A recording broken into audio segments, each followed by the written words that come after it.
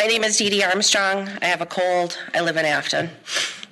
You guys have seen me up here so many different times talking about so many different things, but you might not know about me professionally. And one of the things I do professionally is that I teach courses for people who work in jails. And one of the courses that I teach is about suicide prevention in inmates. You also might not know that I have 3 kids who attend 3 different levels of schools here in Stillwater. I have an elementary school student, a junior high student, and a high school student.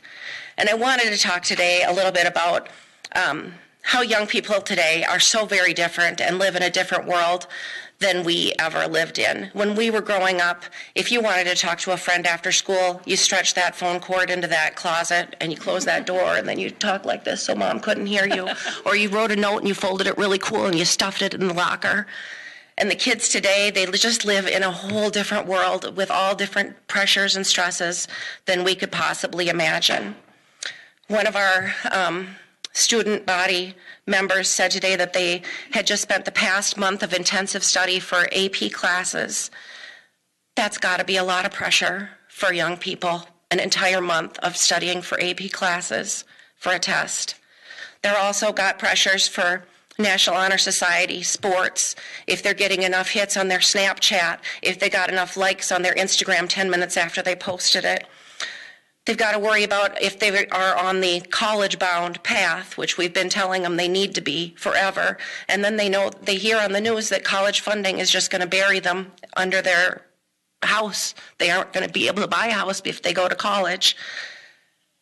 High school students are suffering from 4 hours of homework a night, and just imagine, if you will, if you went to work every day from 7:30 in the morning until 3:30 in the afternoon, then had to go to a sport or a volunteering opportunity, and then came home from that and had an additional 4 hours of homework that you were expected to do. What would that do to your family, and what would that do to your relationships? It would stress you out.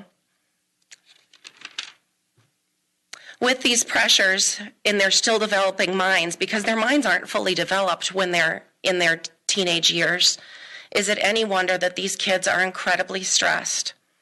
When we're stressed and we are older and have better coping skills, we still say, I'm going to have a glass of wine because I'm stressed, or I'm going to go out for a beer because I'm stressed.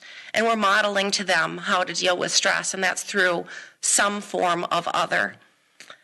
And so these kids, before they're adults, are finding ways to escape the stress that we as adults in this community and in this district, and I'm not saying it is our district's fault, I'm saying it is everywhere, it is pervasive, and I just want us to take a step to be a part of addressing it. But I know dozens and dozens of kids at the high school and at the junior high who are taking Adderall because they want to be self-medicated, who are doing Xanax bars, who are doing Molly, who are doing weed, who are doing acid. We're not known as a drinking school, we're known as a drugging school because they're self-medicating to get away from their stresses. We also have a ton of girls, especially, who have eating disorders because of the stresses and the pressures.